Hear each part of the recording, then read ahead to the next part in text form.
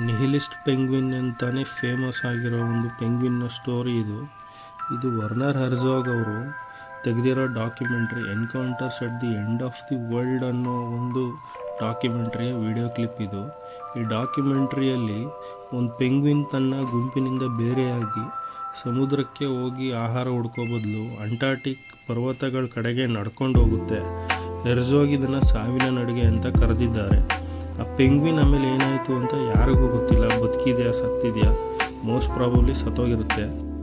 ಆದರೆ ಇಂಟರ್ನೆಟ್ನಲ್ಲಿ ಜನ ಈ ಪೆಂಗ್ವಿನ್ನನ್ನು ಒಂದು ತತ್ವಶಾಸ್ತ್ರದ ರೀತಿಯಲ್ಲೇ ನೋಡ್ತಾ ಇದ್ದಾರೆ.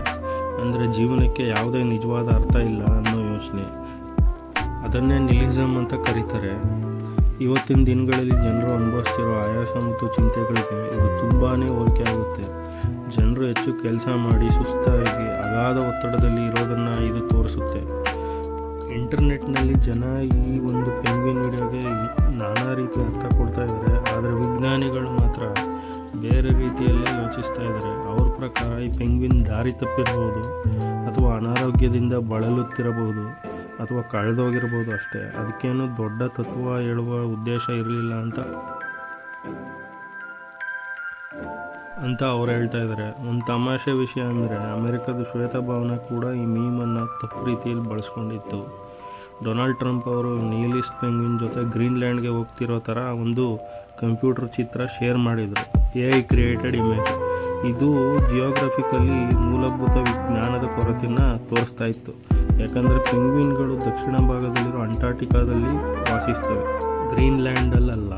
ಇದರಿಂದಾಗಿ ಆನ್ಲೈನ್ನಲ್ಲಿ ತುಂಬ ಜನ ಟೀಕೆ ಮಾಡಿದರು.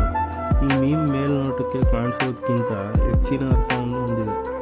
ನಿಹಿಲಿಸ್ಟ್ ಪೆಂಗ್ವಿನ್ ಅನ್ನೋದು ನಮ್ಮ ವೈಯಕ್ತಿಕ ಜೀವನದಲ್ಲಿ ಬರುವ ಬದಲಾವಣೆಗಳನ್ನು ಸೂಚಿಸುವ ಸಂಕೇತವಾಗಿ ನೋಡ್ಬೋದು.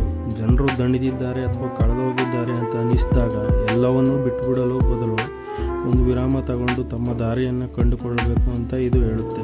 ನಿಜವಾದ ಧೈರ್ಯ ಅಂದರೆ ಸಮಸ್ಯೆಗಳಿಂದ ಓಡಿ ಹೋಗೋದಲ್ಲ, ಬದಲಿಗೆ ಅವುಗಳನ್ನು ಎದುರಿಸಿ ಜೀವನದಲ್ಲಿ ಹೊಸ ದಾರಿಗಳನ್ನು ಹುಡುಕಿಕೊಳ್ಳೋದು ಅಂತ ಇದು ನೆನಪಿಸುತ್ತೆ. ಈ ವಿಡಿಯೋ ನಿಮಗೆ ಇಷ್ಟವಾಗಿದ್ದರೆ ಲೈಕ್ ಮಾಡಿ, ಸಬ್ಸ್ಕ್ರೈಬ್ ಮಾಡಿ ಮತ್ತು ಇನ್ನೂ ಹೆಚ್ಚು ಜನಗಳಿಗೆ ಶೇರ್ ಮಾಡಿ.